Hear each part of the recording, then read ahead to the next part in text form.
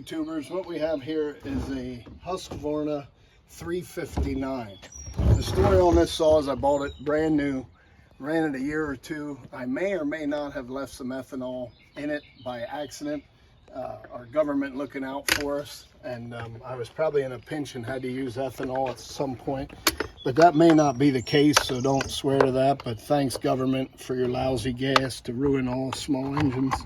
So what I did was I bought a carburetor on Amazon for $22 and change. I'm going to leave a link to that when I'm done.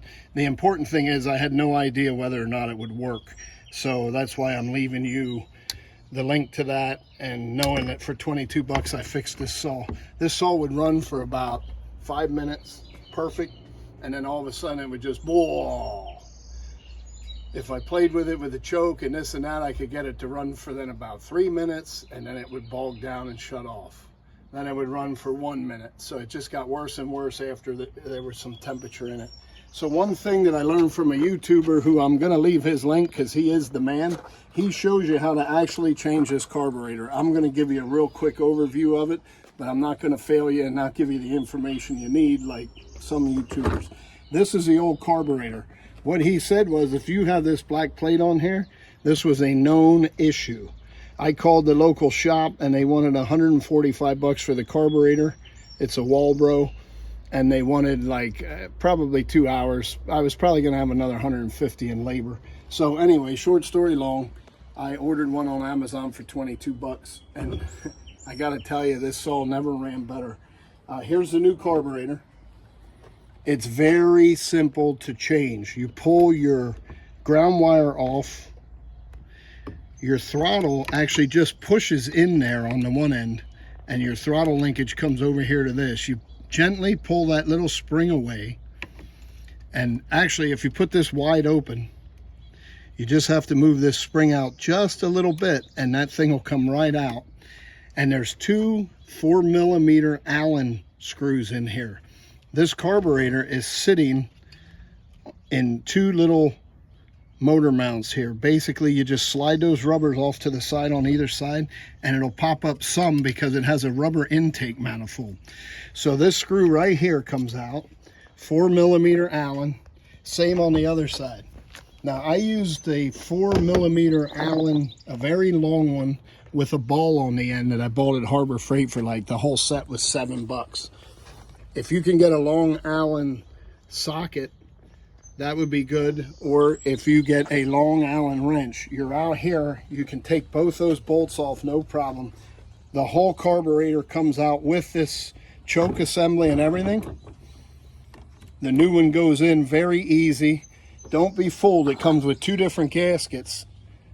On this particular Husky, this where it bolts up is actually like neoprene rubber. It does not require a gasket. So I just put the bolts back into my old intake manifold. 2 bolts, your fuel line's right here, and your linkage. It couldn't be a whole lot simpler if you can do any kind of work. Also, in this $22 kit, this all came with it. I don't know what that's all about. I couldn't identify it, so I didn't use it. Brand new fuel line and fuel filter. An extra set of that linkage I was telling you about. This black thing just plugs right into your throttle handle here, and that would sit like that, boom, and you're done. This again didn't match mine, but I was using mine either way because it was a lot easier. You got to work this black rubber up, get him out of the way with that. But I'm telling you, this couldn't be easier, and I'm telling you, this carburetor is working flawlessly. I sold last night for about maybe 45 minutes to an hour, and I was making noodles. I was making noodles because that saw is a bad boy. This thing really, really works nice, and it has never, ever ran better. I won't say it runs better than new, but it runs awesome. And another beautiful thing about it is the screws for the settings of high and low and idle are flat tip screwdriver, as opposed to the garbage that they had on it from new to make Uncle Sam happy that you weren't playing with it. So anyway, I'm going to leave you a link to this carburetor. It came with a spark plug, 2 gaskets, the linkage, the new fuel line, a choke rod, and a brand new fuel filter.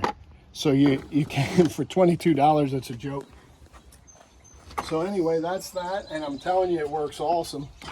There's the old one again. If you have that black thing there, I'm told that's trouble. And look at those screws. I did not have any. I own about 40 special small engine screws. I didn't have any to match them stupid things right there. And the new screws are flat tip slotted. So anyway, that's it, buddy. Fellas, ladies, this is a 359 E-Tech. So if you got this saw and you're having running issues, I'm going to tell you swap out that carburetor. I will leave you a link to the guy that has a really, really nice video on how to change a carburetor as well, because I'm good like that. I'm here to help.